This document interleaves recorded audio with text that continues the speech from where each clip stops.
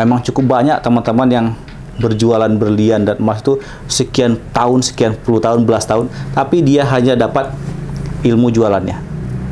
Dia cuma dapat ilmu jualannya, tapi tidak dapat ilmu berliannya. Intinya kalau misalnya orang melihat hari ini Bang Edi kelihatannya sukses, berarti kalau misalnya saya ceritakan kisah gagalnya juga cukup banyak gitu kan.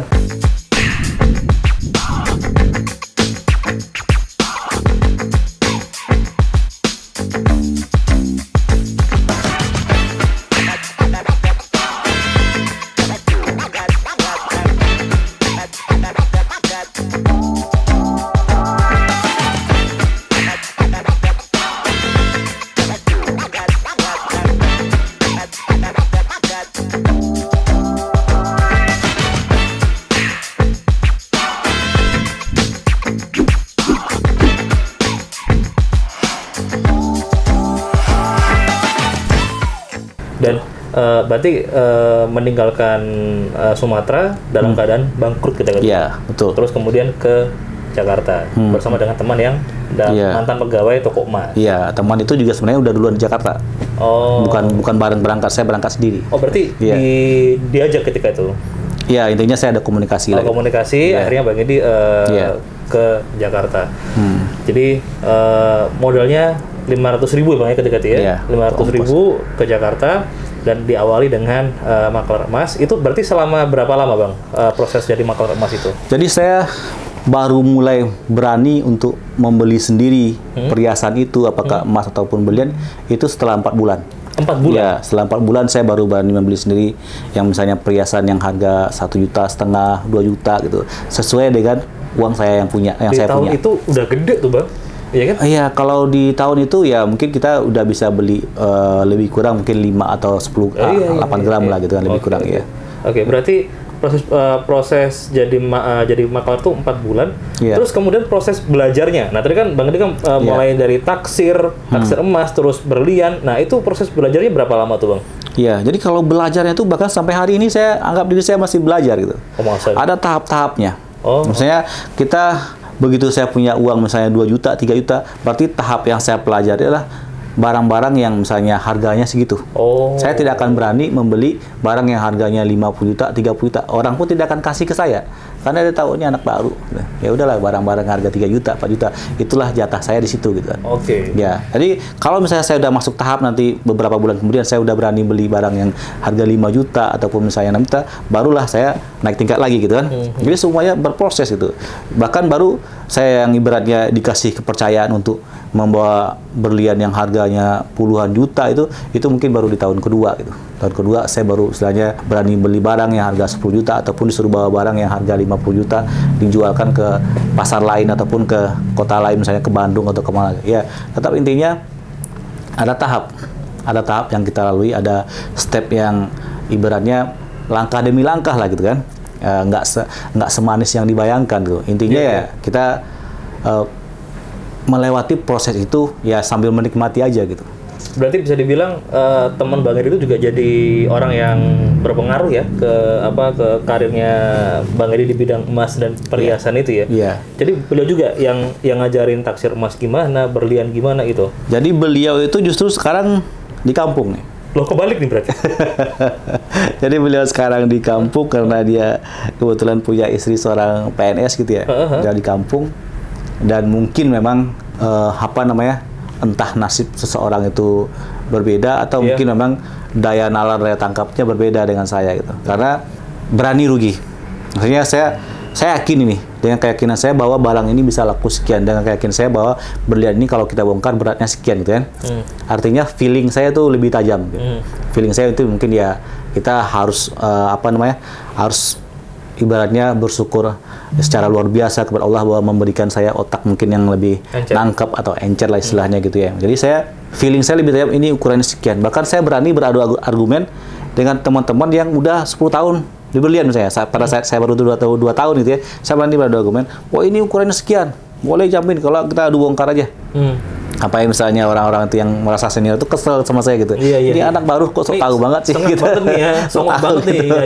Iya. Saking tajamnya feeling kita itu berarti 0,0 sekian aja itu berpengaruh Mas ya. Karena misalnya berlian itu ya, misalnya satu butir nih. Satu butir beratnya 1 krat. Iya. Harganya 50 juta. 1 krat ya. Lalu satu lagi misalnya 0,99. Iya. Harganya bisa turun 10 juta. Gitu. 0,01 aja. Oke. Bisa turun segitu. Tadi yang saya pegang yang harganya 600 juta itu berarti itu 3 krat. 600 juta. Iya, 3 krat ya. 3 krat itu.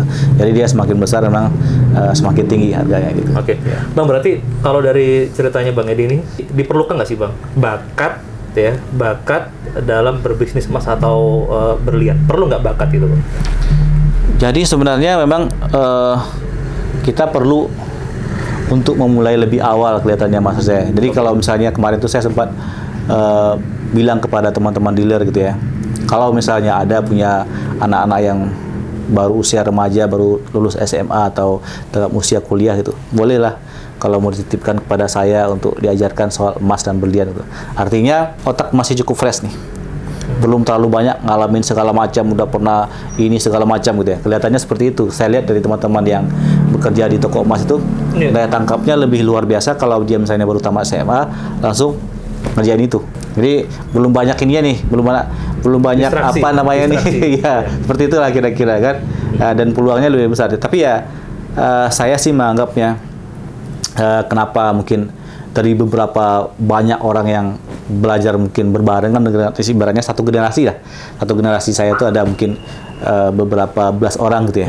Dan yang berhasil itu cuma 1-2 orang. Karena emang semuanya ada seleksinya kan. Oh. Kalau semuanya ibaratnya jago taksir seperti saya, terus yang mau jualin siapa? Gitu kan? Jadi memang seharusnya yang jago belinya, yang jago taksirnya 2-3 orang, yang tukang bawanya 10 orang. Yang tukang bawa, tukang jualin gitu ya, yang bawa kemana, dia bawa ke Semarang, bawa ke Surabaya. Seperti itu. Ya. Gitu. Dan itu nggak banyak. Dari misalnya di Melawai Plaza di Blok M itu misalnya ada 100 misalnya pedagang ya, yang bisa taksir tuh nggak nyampe 10 orang.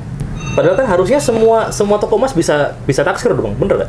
Pada faktanya di 2005-2006 itu lebih dari 50% toko emas minta tolong taksirin berlian. Serius? Iya, serius.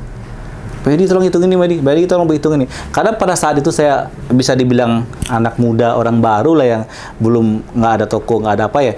Orang si ibaratnya leluasa minta tolong ke saya. Iya. Karena saya nggak ada punya toko atau apa gitu ya. Pak Edi tolong taksirin. Dan saya nggak ngomel. Ditaksirin, habis itu saya tinggal. Ditaksirin, saya taksir, habis itu saya tinggal aja. Kalau misalnya dia jual ke saya, syukur. Kalau nggak dia jual, ya udah terserah. Karena kan secara etika ya, begitu saya mentaksirkan barang itu, konsumennya masih di situ. Konsumennya masih di toko itu kan. Jadi saya taksir, saya tinggal. Terserah dia nanti negonya mau seperti apa gitu. Jadi ya saya tinggal aja, nothing tulus aja gitu. Kadang-kadang sering terjadi, saya yang taksirin, orang lain yang beli. Gitu. Kita yang taksirin, orang lain yang beli gitu. Beberapa kali saya temukan hal-hal seperti itu. Kadang-kadang jiwa muda saya memang mengatakan saya mesti kesel, saya mesti sebel gitu. Tapi saya ingat itu misalnya pesan-pesan dari orang tua saya gitu ya. Kalau rezeki itu nggak akan kemana.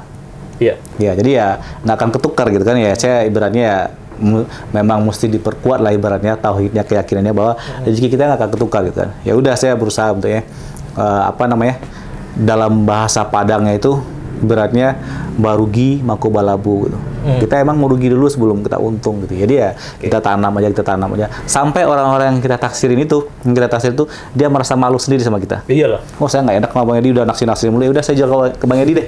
Gitu kan? Iya. Tapi kenapa saya bilang tadi, kalau rezeki kita tidak akan ketukar.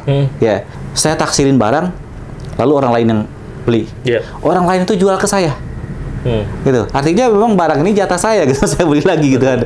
Dan misalnya rezeki saya di barang itu misalnya berapa juta, memang akan segitu juga. Kalaupun misalnya dari awal saya yang beli itu, mungkin pada saat bongkarnya ada yang pecah, ada yang soblak, tetap rezeki saya segitu. Kalau Allah udah gariskan segitu, dia nggak akan meleset, nggak akan tertukar gitu. Dan jadi percaya itu ya, hukum sangat itu ya. Percaya seperti itu. Jadi ya orang melihat saya misalnya berhasil hari ini ataupun misalnya dikategorikan mapan lah gitu ya, intinya ya.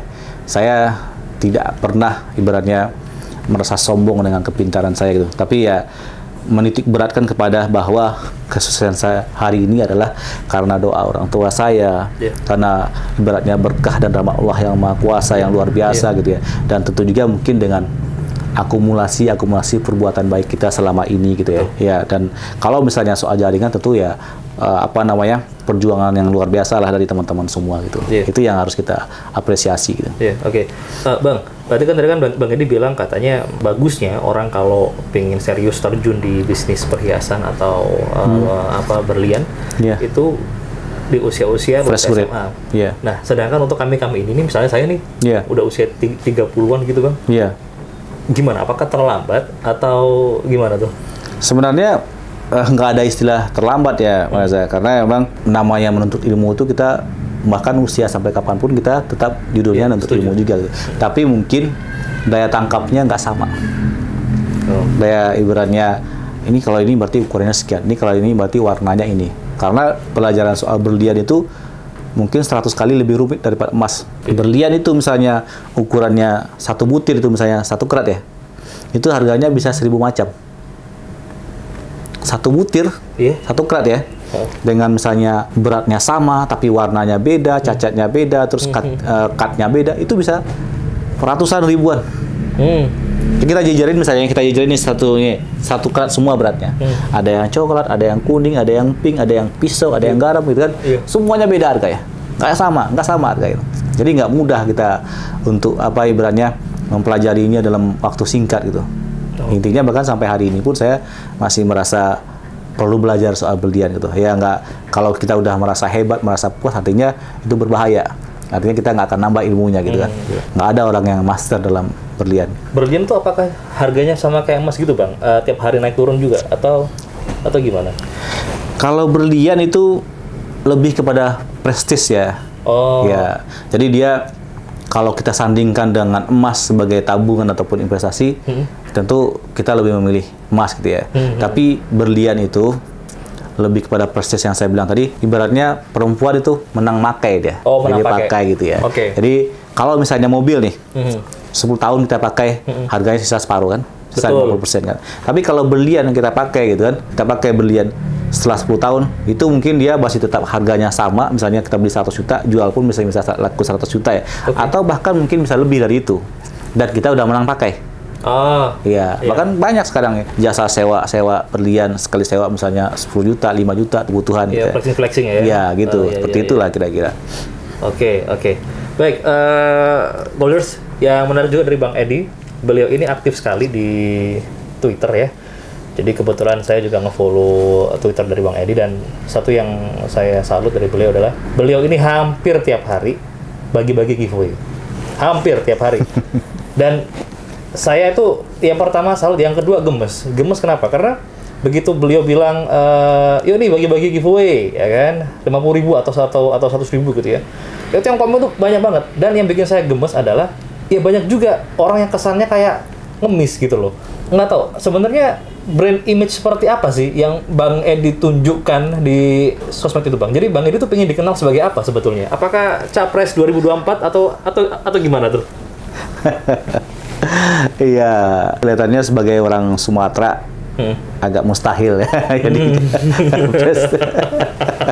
kita ini aja, mungkin teman-teman itu jenuh dengan misalnya hari-hari yang serba luar biasa itu beratnya gitu, ataupun misalnya dunia politik kita yang hiruk pikuk kacau balau segala macam gitu. Kita giveaway atau segala itu ya buat hiburan aja gitu. Saya memang berusaha untuk ke tengah gitu, misalnya nggak dikaitkan terlalu kanan terlalu kiri. Saya berusaha untuk berteman dengan semuanya gitu ya. Tapi perihal nanti dikonotasikan ke sini ke situ ya itu terserah orang-orang yang menilai, karena kita tidak bisa menertibkan, tidak bisa kita mengatur penilaian orang pada kita. Orang bebas dia mau menilai kita seperti apa gitu.